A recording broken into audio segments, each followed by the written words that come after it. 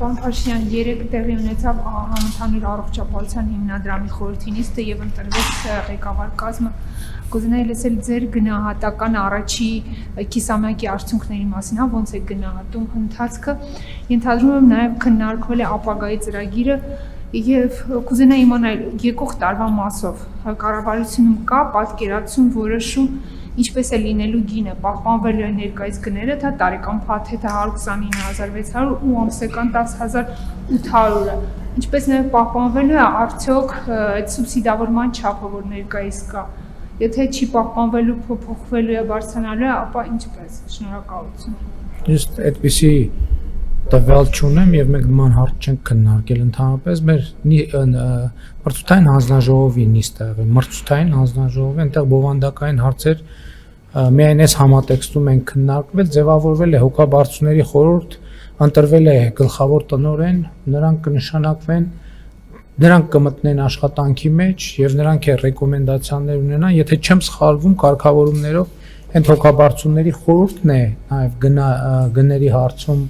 որոշակի դերակատարում ունենալու կառավարությունը քաղաքականությունն է մշակելու եւ հոգաբարձուների խորհուրդը եւ գլխավոր տնօրենը գործելու են այդ շրջանակում այս պահին մեր պլանը հետեւյալն է որ 2028 թվականին ամբողջ բնակչությունը պետք է ներառված լինի եւ հաջորդ փուլում մենք առաջնային կարգով արդեն նաեւ 63 տարեկան թոշակառուներին կներառենք ծրագրի մեջ որպեսզի սոցիալական հատվածը կառավարության ամբողջացնենք, այն մնացած հատվածներով կմտածենք, իսկ այս պահի դրությամբ առողջության ապահովության համակարգի գործունեությունը գնահատում եմ լավ է գործել, իհեճուկս բոլոր այն փորձերի եւ դա իմիջիայլոց նաեւ տեղի ունեցավ, որ լուրեր են տարածում թե ընտրություններից հետո համակարգը չեղարկվելու է, դրա նպատակն էր որ մարդկանց հոսքերը էականորեն մեծանան եւ համակարգը կոլապսի ենթարկվի մարդկանց հոսքերը էականորեն մեծացան բայց համակարգը կոլապսի չենթարկվեց ինչը շատ լավ է եւ այս հենքի վրա արդեն նոր ուժ նոր մարդիկ են գալիս որոնք պրոֆեսիոնալ են տարբեր ոլորտների եւ իրենք համոզված եմ եւ հույս ունեմ որ իրենց աշխատանքի արդյունքում կլավարկեն եւ բնականon զարգացումը համակարգի կապահովեն իհարկե կառավարության առաջնորդության ներքո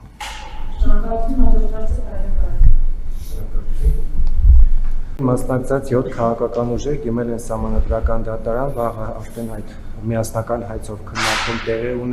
ունենալու նրանք համարում են որ այս ընտրությունները կեղծված են ոչ լեգիտիմ են եւ դա բողոքարկում են սահմանադրական դատարան ինչպիսին է իշխող քաղաքացիական ուժի կամ այս դեպքում ձեր անձնական տեսակետը ընտրությունների վերաբերյալ ընդդիմադիր ուժերի արձագանքների հետ կապված արդյոք չունեք մտավախություն որ սահմանադրական դատարանը ընտրությունների արդյունքները կհամարի չեղյալ եւ նոր ընտրություններ կնշանակվեն սա որպես առաջին հարց եւ երկրորդ հարց նաեւ ըստ էության նոր կաբինետ պետք է ձևավորվի դուք ինչպիսի փոփոխություններ եք պատրաստվում գնալ արմատական փոփոխություններ լինելու է արդյոք գործադիրի կազմում եւ նաեւ նոր ազգային ժողովի նոր նախագահի հետ կապված մամուլում 3 անուն է շրջանառվում գործող նախագահ Ալեն Սիմոնյանի փոխնախագահ Ռուբեն Ռուբինյանի եւ Հայկ Կոնջորյանի խմբակցության ղեկավարի ձեր անձնական տեսակետը այս 3 անձանցից դուք կցանկանայիք տեսնել ազգային ժողովի նախագահի պաշտոնում շնորհակալություն Սահմանադրական դատարանի գործընթացի հետ կապված որևէ մեկնաբանություն չեմ անի, որովհետև կոռեկտ չէ։ Այսինքն մենք մեր դիրքորոշումները, մեր ներկայացուցիչները ներկայացնեն սահմանադրական դատարանում ինչ վերաբերում է լեգիտիմությանը եւ օրինականությանը, լեգիտիմությանը, ես ուզում եմ մենք անդադ չմոռանանք, որ լեգիտիմության մեկ աղբյուր կա այդ ժողովուրդն է։ Ժողովուրդն է գնահատում իր ընտրությունը տեղի է ունեցել, թե իր ընտրությունը տեղի չի ունեցել։ Եթե որևէ մեկը դիտելու գոնե բավարար հմտություն ունի, անզեն աչքով կնկատի, որ ժողովուրդը արձանագրել է, որ իր ընտրությունը տեղի է ունեցել եւ իր ընտրությունը արձանագրվել է ընտրությունների պաշտոնական արդյունքներով։ Մնացածը արդեն մեր դիրքորոշումներով հանդես կգան մեր թիմի ներկայացուցիչները սահմանադրական դատարանում, որովհետեւ Ես գրություն եմ ստացել սահմանադրական դատարանից, որ քաղաքացիական պայմանագիր կուսակցությունը ներգրավել է որպես երրորդ կողմ եթե չեմ սխալվում, այդպես է կոչվում։ Ազգային ժողովի նախագահի տեխնացուի ընտրության հետ կապված ես իմ մոտեցումները չեմ հայտնի, ելի նույն նկատառումով, որովհետև քաղաքացիական պայմանագիր կուսակցությունում այսօր տեղի է ունենալու նիստ, որտեղ որոշում են կայացվելու առաջադրված տեխնացուներից փակ գաղտնի քվեարկությամբ ընտրվելու է մեկը եւ ով որ կընտրվի դրա մասին ենթադրում եմ կլինի չեմ ենթադրում կլինի հանրային իրազեկում, այսինքն մեր պլանը այս է, որ այսօրվա նիստում այդ հարցով մենք պետք է լսենք տեխնացուներին, հարցեր տանք, մտքեր փոխանակենք եւ որոշում կայացնենք։ Ես իմ քվեարկությունը կանեմ փակ գաղտնի ռեժիմով, ինչպես նաեւ մյուս գործընկերները։ Գործադիրի կազմի հետ կապված ես ասել եմ, որ ընդհանուր առմամբ կառավարության կազմում փոփոխություններ չեմ տեսնում, չեմ նախատեսում, այսինքն կառավարության անդամների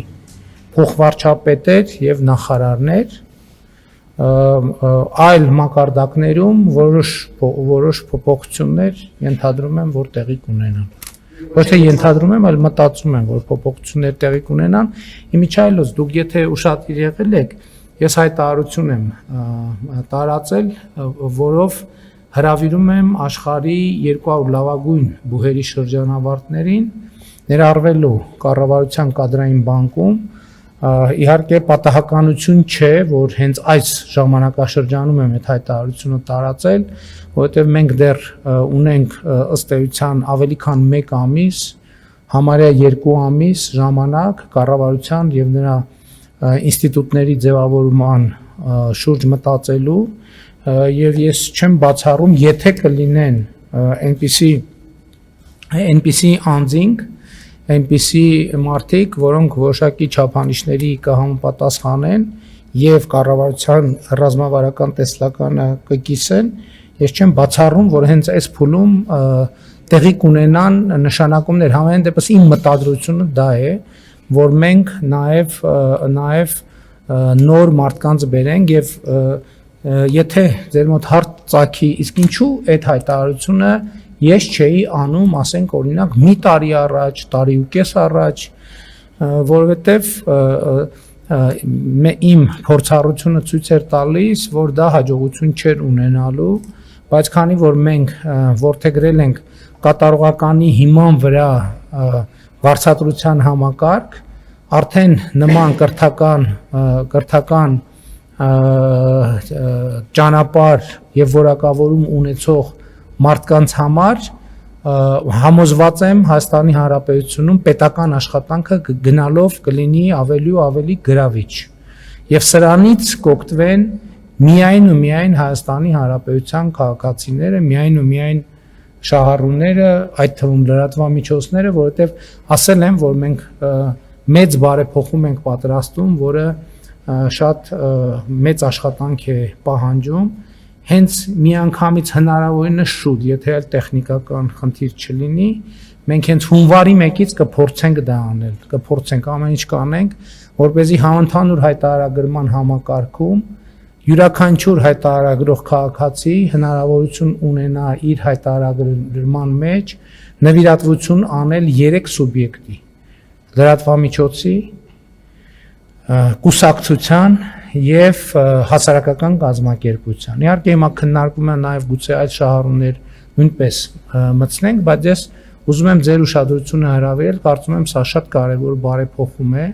որովհետեւ մենք նաեւ լրատվամիջոցների համար հնարավորություն ենք ստեղծում, որպեսզի իրենք ուղիղ ֆինանսավորում ստանան իրենց ընթերցողներից եւ նաեւ ընթերցողները քվեարկելու հնարավորություն ունենան այդպիսով։ Ուզում եմ հիշեցնել, որ խոսքը շուրջ 70 միլիարդ դրամի մասին է սոցիալական կրեդիտները, այսինքն իրանց սոցիալական կրեդիտներից որոշակի սահմանափակումներով իհարկե մարդիկ հնարավորություն կունենան ֆինանսավորել կուսակցություններին, լրատվամիջոցներին եւ հասարակական կազմակերպություններին։ Այո, դրվելու է, ռեեստրը լինելու, ասենք մարդը դուք որ լրատվամիջոցից եք, իրականում եմ։ Ասենք մարդը երբ որ համընդհանուր հայտարարագիրը լրացնի եւ սոցիալական կրեդիտները ստանալու փուլում ինքը կարող է ընտրել, որ ենթադրում ենք կա առաջարկ, որ 1000 դրամ լինի սկզբնական շրջան, որտեղ շատ մեծ թվով մարդկանց մասին է, ասենք օրինակ, եթե 1000 կարա միանգամից 1000 դրամ նվիրի այսինչ լրատվամիջոցին, 1000 դրամ այսինչ կուսակցությանը, 1000 դրամ այսինչ հասարակական կազմակերպությանը եւ այս սոցիալական կրեդիտ։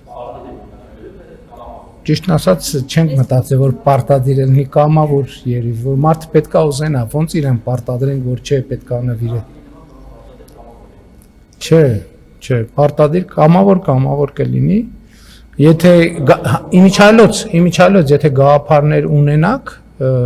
այդ կուսակցություններն էլ, հասարակական կազմակերպություններն էլ, լրատվամիջոցներն էլ հաճույքով կքննարկենք։ Բայց ելի եմ ասում, խնդրում եմ հաշվի առեք, որ սա բոլորովին նոր բան է լինելու եւ այդտեղ պետք է աշխատենք, որպեսզի հասկանանք։ Ես հույս ունեմ, որ այսպիսով մենք կկարողանանք հասնել նրան, որ Հայաստանում եւ հասարակական կազմակերպությունները եւ լրատվամիջոցները եւ կուսակցությունները հասնեն